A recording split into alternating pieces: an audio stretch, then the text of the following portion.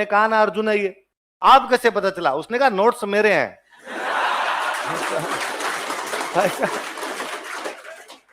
तीर मैंने चलाने सिखाए, और ये जो पहला तीर आया है मैं जानता हूं कैसे चलाया जाता है इसको।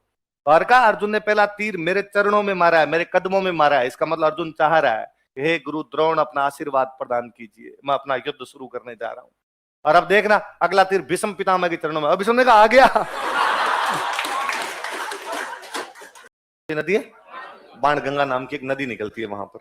ऐसा कहा जाता है कि पांडवों और कौरवों के बीच में जब संघर्ष चल रहा था और पांडव जब हार गए थे, जुए का खेल हुआ, जुए वाले खेल में हार गए, उसमें द्यूत में जब हार गए थे, तो दुर्योधन ने कहा कि 12 साल का वनवास और 1 साल का अज्ञातवास।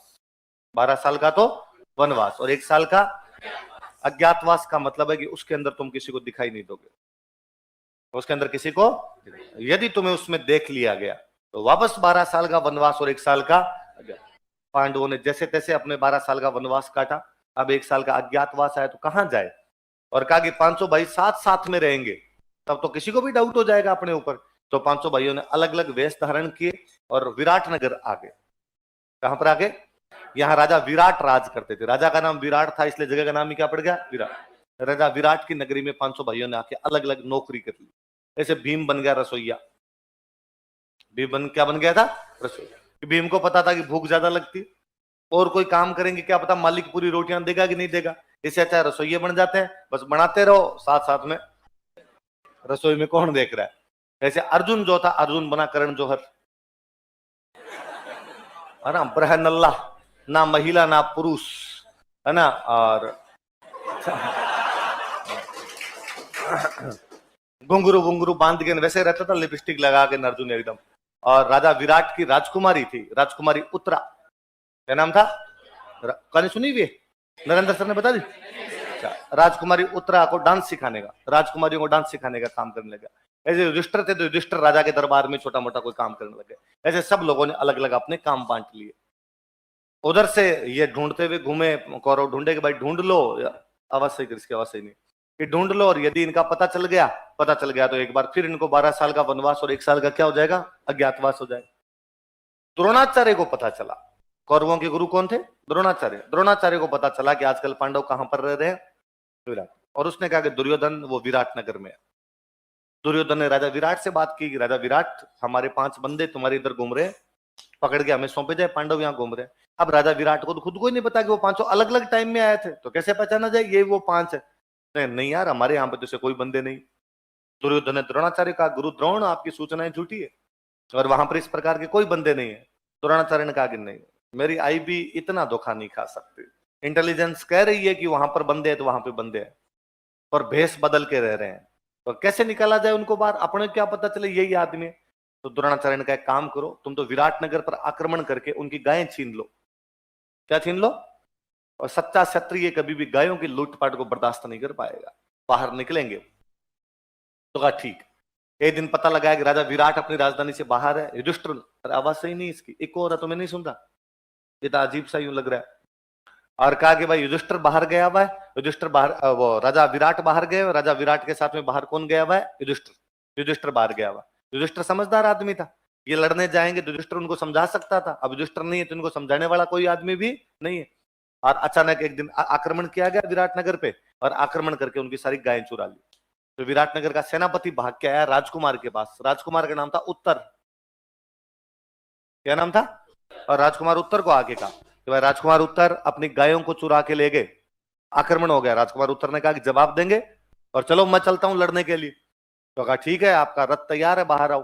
तो कहा रथ चलाने वाला ड्राइवर लाओ भाई, सारथी लाओ। सारथी कहां पे? वो जो रथ चलाने वाला सारथी था वो उस दिन राजा विराट के साथ बाहर गया हुआ था। तो कहा वो राजा विराट के साथ चला गया बाहर। तो कहा रथ कौन चलाएगा? द्रौपदी वहां खड़ी खड़ी सुन रही थी। द्रौपदी वहां नौकरानी के रूप में काम करती थी, और द्रौपदी ने कहा कि मैं एक अच्छा सारथी बता सकती हूँ यदि तुम ले जाना चाहो तो। हाँ बताओ कौन है? उसने कहा वो जो तुम्हारी दीदी को डांस सिखाता ना, इब्राहिम अल्लाह। वो जेंडर तय नहीं हो पा रहा है,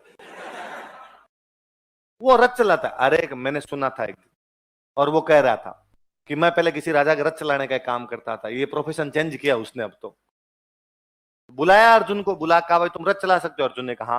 अर्जुन लेके गया उसको, पूरी विराटनगर की सेना लगी हुई, राजकुमार उत्तर खड़ा, सामने कौरवों की सेना खड़ी। वो जो अर्जुन है वो उसका रथ चलाए। सामने से कौरवों ने तीरों की बारिश की। कौरव महाबलशाली योद्धा थे। जैसे तीरों की बारिश हुई, राजकुमार उत्तर ने उत्तर दे दिया। राजकुमार उत्तर घबरा गया और राजकुमार उत्तर वहां से उसने अर्जुन का रथ मोड़। तो अर्जुन ने कहा लड़ यार, ऐसे क्या कर रहा है। उसने कहा तू यार रथ मोड़ ले। मैंने कहा जो ऑर्डर दिया वो कर ले, नहीं लड़ाई होगी, सामने मुकाबला जोरदार है। तो अर्जुन ने कहा तू बैठा रहे, मैं लड़ लूंगा। उसने कहा है अपने मतलब काल मर्याद भूतनी होगी, मतलब तू रथ के ऊपर आगे बैठेगा, इससे तू लड़ाई कर लेगा। भाई साहब घुंघरू तो खोल के नहीं आया तू तेरे पूरे, और तू अपने वही काम कर लिया कर, तेरे से लड़ाई नहीं होगी। और जब अर्जुन ने रथ नहीं मोड़ा तो राजकुमार उत्तर रथ छोड़ के भाग गया। वो भागा तो अर्जुन उसके पीछे पीछे भागता, उसको पकड़ता है। अर्जुन ने कहा मूर्ख, मैं अर्जुन हूं और ये सब ढोंग है, और तू तो बैठ जा, केवल वहां पे तू बैठा रहेगा तो मैं लड़ाई कर लूंगा। तो राजकुमार उत्तर ने कहा भाई लगना ये चाहिए तू तीर चला रहा है, तू झूठे यूं करते रहना कि मैं मारता रहूंगा उनको, तो तुम्हारे हथियार कहाँ है। तो कहते हैं अर्जुन जब घुस रहा था विराटनगर के अंदर, तो अर्जुन के तीर कमान का नाम क्या था, गांडीव, उसका जो धनुष था, तो उसने अपना जो गांडीव धनुष था वो बाहर एक पेड़ पे टांग दिया था। एक बरगद का पेड़ था उसके ऊपर टांग दिया था। और उसने उस दिन कहा था कि हे धनुष देवता, मैं तुझे 12 महीनों के लिए आज यहाँ पे टांग के जा रहा हूँ। सर्दी गर्मी बरसात पता नहीं किन किन ऋतुओं का तुम्हें सामना करना पड़ेगा। यहाँ तुम बाहर पड़े रहोगे, धूल जमेगी तुम पे, बरसात की बूंदी आकर गिरेगी, तुम अपवित्र हो जाओगे। इसलिए जब भी मैं तुम्हें वापस चलाऊंगा तब गंगा नदी में धो के चलाऊंगा, इसलिए तुम अपवित्र भी हो जाओगे तो मैं तुम्हें वापस क्या कर लूंगा, पवित्र। अब अर्जुन उस बरगद के ऊपर से अपना गांडी उतारने की कोशिश करे, ऊपर हाथ लगा के उतारना चाहे, कहते बरगद का पेड़ ऊंचा हो जाए, वो गांडी उसके हाथ नहीं है, हो जाए और ऊपर हो तो वो थोड़ा और ऊपर हो जाए। तो अर्जुन को लगा कि यार ये समस्या तो गंभीर भी। तो अर्जुन को याद आया कि मैं यहाँ कह के गया था कि मैं तब तक नहीं चलाऊंगा जब तक आप गंगा नदी में दो नहीं लूंगा। और बाण देवता धनुष देवता मुझे कहना चाहते हैं कि गंगा कहाँ, अब तू यहाँ चलाने के लिए मुझे लेके जा रहा, चलाएगा कैसे, अपवित्र हाथों से इसको किस प्रकार चलाएगा तू। और अर्जुन ने वापस एक बार हाथ जोड़े कि हे धनुष देवता आप मेरे हाथों में आइए, मैं वास्तव में आपको पवित्र करके चलाऊंगा। बरगद नीचा हुआ, अर्जुन ने गांडी हाथ में लिया, वहां पे पहला तीर मार के उसने धार निकाली नदी की। कहते बाण से गंगा निकाल दी, इसलिए नदी का नाम है बाण गंगा। नदी का नाम क्या है, बाण गंगा। अर्जुन उसके अंदर धोता है। अर्जुन बाद में जाके वहां पर रथ पे बैठता है, उत्तर को कहता है तू यहाँ पे बैठा रहे। और अर्जुन जैसे पहला तीर चलाता है, पहला तीर चलाते द्रोणाचार्य ने कहा अर्जुन है, कौरव का नाना, वो तो राजकुमार उत्तर बैठा हुआ है और कोई दूसरा एक बंदा और है। द्रोणाचार्य ने कहा मैंने कहा ना अर्जुन है ये, आप कैसे पता चला। उसने कहा नोट्स मेरे हैं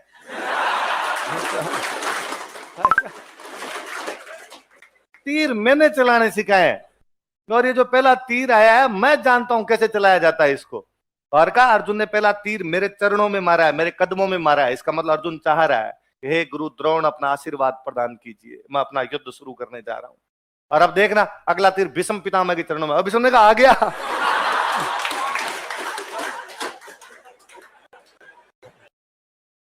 अर्जुन उस दिन क्या लड़ता है वहां पे, क्या भयंकर वाला लड़ता है कि अकेला अर्जुन कौरवों की सेना के छक्के छुड़ा देता है। उस दिन कौरवों की सेना तितर बितर भागती है वहां से, गुरु द्रोण को अर्जुन पकड़ लेता है।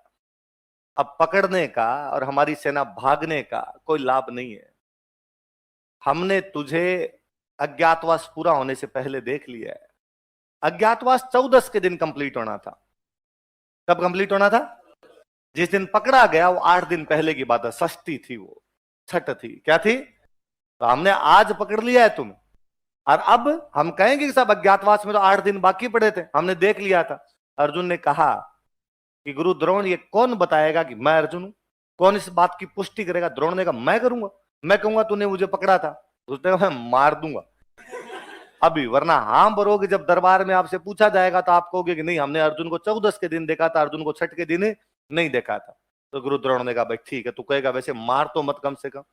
इधर राजकुमार उत्तर वापस आया वहां से लड़ाई से। राजकुमार उत्तर तब तक विराट आ गए थे, युधिष्ठिर और विराट बैठे बैठे खेल रहे थे।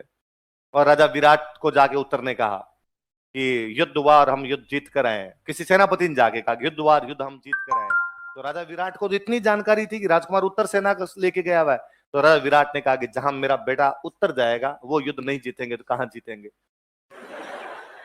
तो युधिष्ठिर पास में बैठते, युधिष्ठिर ने कहा कि युद्ध बरहनल्ला ने जीता है। किसने जीता है।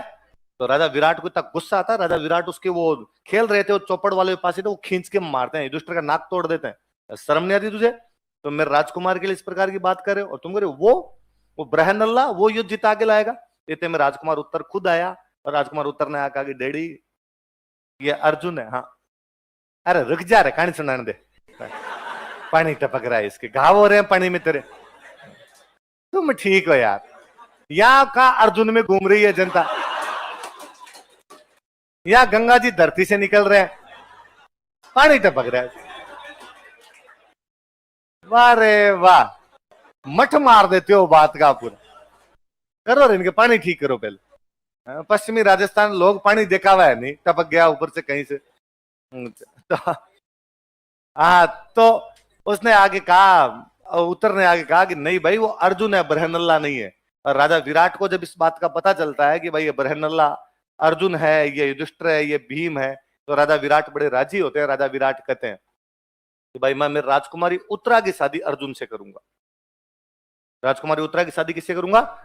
अर्जुन मना करते हैं। अर्जुन ने कहा भाई एज गैप नाम की भी चीज होती है, राजकुमारी उत्तरा टाबर है और मैं इसका गुरु हूं। और उन्होंने कहा कि भाई इसकी शादी मेरे बेटे के साथ कर दी जाए। तो बाद में अभिमन्यु के साथ उत्तरा की शादी की गई। अभिमन्यु के साथ किसकी शादी की गई? अभिमन्यु का नाम तो सुनाइए। तो अब वो इनका अज्ञातवास कंप्लीट होता है। यहाँ पर अज्ञातवास कंप्लीट हुआ तो ये पहुंचे दरबार में। दरबार में पहुंचते दुर्योधन को जाकर युधिष्ठिर ने कहा कि दुर्योधन 12 साल का वनवास और 1 साल का अज्ञातवास कंप्लीट करके आ गए। कंप्लीट होता है यहाँ पर अज्ञातवास कंप्लीट हुआ तो ये पहुंचे दरबार में। दरबार में पहुंचते दुर्योधन को जाकर युधिष्ठिर ने कहा कि दुर्योधन 12 साल का वनवास और 1 साल का अज्ञातवास कंप्लीट करके आ गए, अब बताओ क्या आज्ञा हमारे लिए, राज्य का बंटवारा किस प्रकार करोगे? दुर्योधन हंसा। दुर्योधन ने कहा कि पागल समझा गया, हमने आपको अज्ञातवास में देख लिया था। किसने देखा? कि गुरु द्रोण ने देखा। किसको देखा? कि अर्जुन को देखा। तो पूछो गुरु द्रोण से। गुरु द्रोण ने कहा ना, मैंने अर्जुन को छठ को नहीं देखा, मैंने अर्जुन को 14 को देखा था। किसको देखा था? गांव में आज भी कहते हैं कि कुण छठ की 14 कर दे, अर्जुन कर दे। गांव में अभी भी यूं कोई ज्यादा बातें सुनाता है ना कि मैंने ये कर दिया, मैंने वो कर दिया, तो गांव में डोकरे कहते हैं अरे किसी छठ की 14 करे, तो छठ की 14 कौन कर दे? अर्जुन कर दे। कौन कर दे? कि अर्जुन ही हुआ था एकमात्र जिसने छठ को भी क्या कर दिया था? 14 कर दिया था। बाकी छठ की 14 हर कोई आदमी तो करे नहीं पाए। तो उस दिन अर्जुन विराटनगर में कौन सी नदी निकाल देते हैं? उस घटना की याद में हम मेला लगाते हैं, बाणगंगा मेला। कौन सा मेला लगाते हैं?